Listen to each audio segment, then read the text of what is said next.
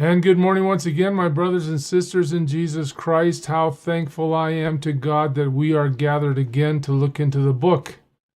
And today, we're just going to cover one verse, but it's such a pivotal verse. I would tell you, if you could memorize a verse to help you get through life, this might be the verse to land on in terms of living your life every day to serve Jesus Christ faithfully. Let me show you what I'm talking about this morning. 1 Corinthians 10:13. No temptation has overtaken you that is not common to man. God is faithful, and he will not let you be tempted beyond your ability. But with the temptation, he will also provide the way of escape that you may be able to endure it. Now, to get a full perspective here, let's go back to where we are in the book. Remember, 1 Corinthians 9 ended with Paul saying, look, I'm running a race. I'm willing to give up my rights when it comes to presenting the gospel to other people, but I don't want to be disqualified. I want to live well. In chapter 10, he talked about how the Israelites had every advantage, but they wouldn't be faithful to God. He told them, look, he told us, don't be idolaters. He said we should avoid that. We should avoid and not indulge in sexual immorality at all. In other words, he's been calling us to purity. He says, look, I don't want you to test God. You should not be in a position where you're pushing God. He says, do not grumble against God. And he gives all Old Testament illustrations and how God judges people based on these things that they do, and how many thousands of people died under the judgment of God because of their unwillingness to do what God has said. And he tells us, look, I want you to learn from these Old Testament examples of God's judgment. Pay attention to how God responds when we live in an evil, unbiblical, ungodly way. And he ended yesterday by telling us, look, therefore, let anyone who thinks that he stands take heed lest he fall. There's none of us that are able to just coast. We all have to pay attention to our lives and say, am I living in a way that honors God? Or am I committing idolatry by deciding I'm going to make God in my own image? He's going to have to conform to what I want. I'm not going to conform to what he wants. Am I indulging in sexual immorality? Any kind of sexual activity outside of a marriage between a man and a woman is sexual immorality in God's eyes. That's what he said. Our culture says, oh, don't worry about what God said. But that's exactly the devil's tactic, right? To tell us, don't worry about what God said. If you're going to be a follower of Jesus Christ, we have to all be absolutely worried about what God said, that we might obey him. All right. So we can't stand and think everything's fine. We have to continue to pay attention lest we be disqualified, lest we fall. All right, so now let's go back to the verse, 1 Corinthians 10:13. No temptation has overtaken you. Now we're going to break this down today. We're going to just look at this idea of temptation. I want to make a few clarifications here for you to help you understand what's being said. This word can be translated either temptation or trial. I want you to see, what is a temptation? Please note this. It is not a sin to be tempted. All right? To be confronted with a situation where you might decide that you're going to do something evil, or you might decide to reject that choice and follow God and walk in honor and integrity before God in obedience. To be confronted with that situation is not a sin in of itself. No, you might be tempted to steal that money. You might be tempted to tell that lie. You might be tempted to lust after that person, whatever the sin might be. But just because you're tempted to do it doesn't mean you've done it, all right? It's a test as long as you resist. Can you overcome the test? Well, in the verse we just read, yes, God's going to make us a way to get out of the temptation, but the temptation only becomes a sin when you and I fall to it, right? For Satan to say to Eve, look, why don't you eat that fruit God told you not to eat? Eve had the choice of saying no.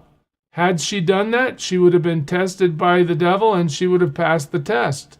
Instead, what did she do? She went after that fruit. She ate it. What happened? Well, she sinned. Sin only occurs if we yield to the temptation. That's the point. Now just think about the strength Jesus had in his own life, having never yielded. The temptation just grew and grew and grew and grew and grew, and he never gave in to it. You see, once we give in to the temptation, then we've sinned. Jesus never had that experience. I want you to think about temptation as like this. Temptation is the opportunity to disobey God, to do something God says don't do, or not do something that God says to do, in any way to disobey or dishonor God. That's temptation. The choice is ours. I take you to James quickly here to just think about this verse. But each person is tempted when he is lured and enticed by his own desire. In other words, we want something more than we want what God wants. We decide that money's worth it. We decide telling that lie is going to keep us out of that problem, or whatever it is. We are lured and enticed by our own desire, and then desire, when it has conceived, gives birth to sin, and sin, when it is fully grown, brings forth what? You see that? Sin, when it's fully grown, brings forth death. Sometimes I think we think of sin so casually. God always ties disobedience to God to death. The wages of sin is death. We've heard that over and over. But to be tempted is not to sin. The sin occurs when we yield to the temptation. So let's go back to the verse. No temptation has overtaken you. What's this about? Well, the idea here is that sin wants to control us.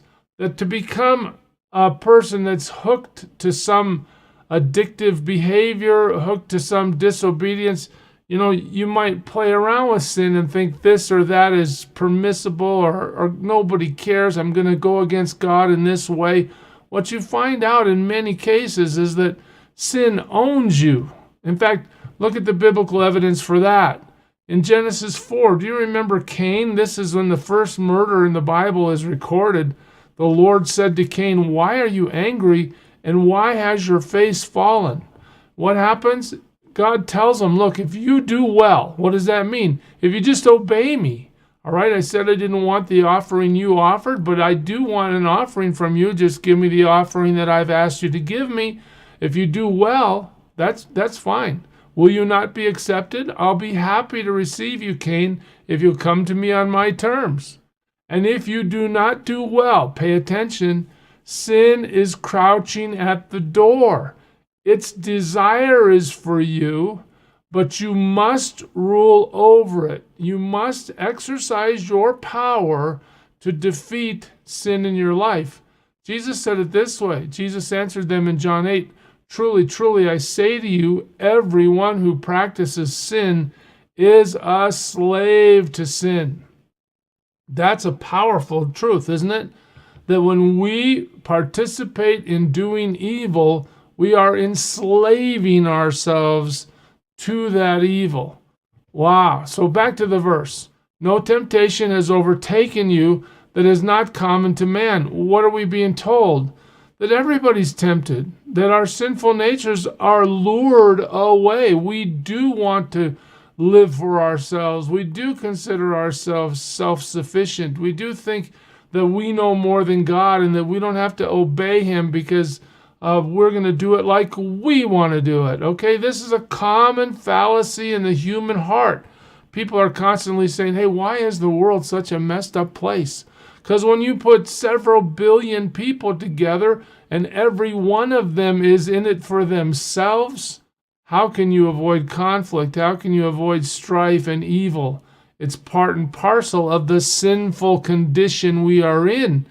It's not uncommon. Everybody has a sinful nature. But look what the verse goes on to tell us.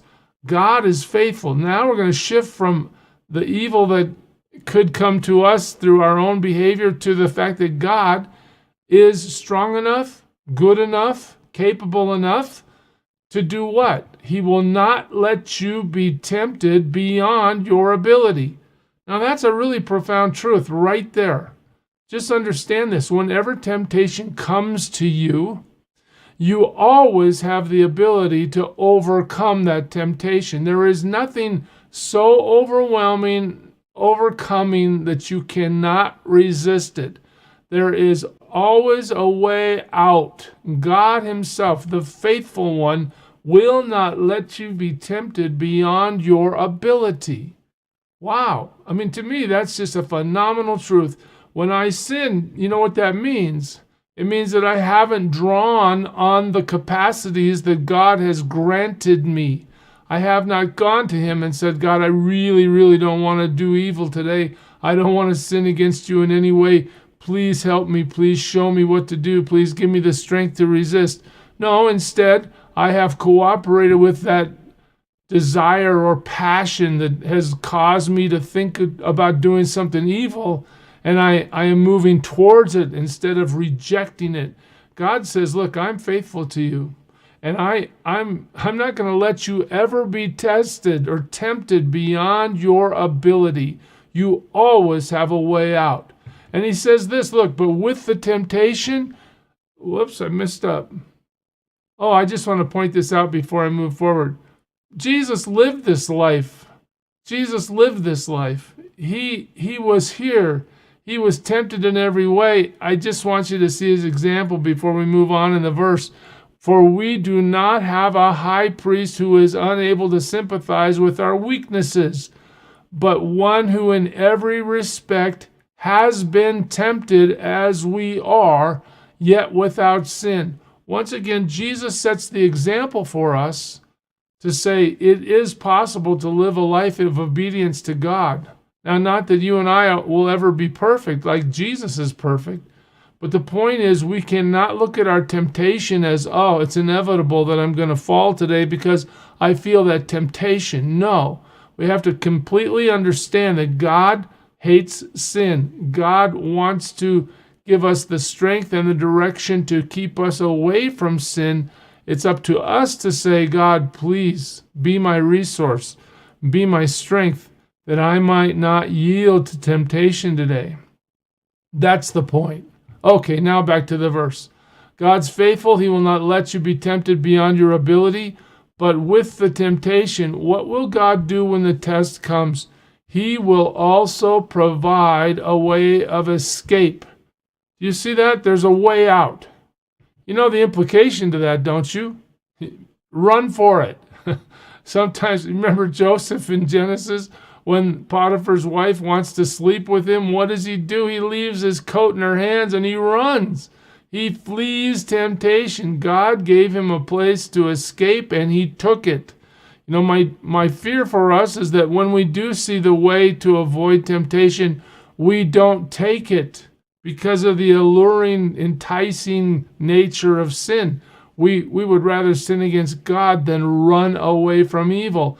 How many of us like to live on the fence where we say, oh, I'm going to go to heaven, but I want to have as much fun and do as much dirt as I feel like doing here and now, so I don't miss out on anything. Well, that's not how God looks at it at all. He wants us to be holy because he's holy. He wants us to live well before him in obedience. He's going to give us a way to escape temptation so that what? So that we can endure it, so that we can survive it and get through it. This is a critical verse for your understanding and mine. This is where God wants us to understand he has the power to help us overcome temptation. So how do we overcome temptation? Well, God provides a way of escape. That's how. But look at James. I go back to James 4. Submit yourselves, therefore, to God. That's a critical first part of this verse. We are called to say, God, with all my heart, with all my soul, with all my mind, with all my strength, my goal today is to be under your direction, at your discretion. You show me where to go. Tell me the truth of your word. Let me find it in the book. I'm going to follow you. And when I see that I'm out of line, God, I'm going to get back in line to obey what you've taught me. I will submit myself to you. But look at the next part of this verse. Resist the devil. All right, so God tells me what? If I'm going to avoid temptation, he's going to make a way of escape. I can run for it. And he tells me in James, look, if I fight against the devil, when I get that temptation, if I say, no way, I will not submit myself to evil, I'm going to submit myself to God, the devil's going to run away from me. You see that? Resist the devil and he will flee from you. Do you understand the glorious power God's placed in us through his Spirit? We're told not to grieve the Spirit. We're told to walk in the Spirit. We have to take a strong stance when it comes to temptation and say, my heart is to serve Jesus well today through obedience. I will not yield to the temptation that I may face today. I pray by God's grace that you and I can keep 1 Corinthians 10:13 in our hearts and our minds, and that we can avoid falling to temptation. You're never going to avoid temptation. It's all around. But you can avoid falling. God's going to make a way of escape. He's going to make a way for us to endure it if we'll only respond correctly, asking him for help, resisting, and running for it if we have to. There's a lot more that we could say today, church, but I pray you get the point. Resist temptation. Stand. That's the point. God bless you, church. Serve him well today.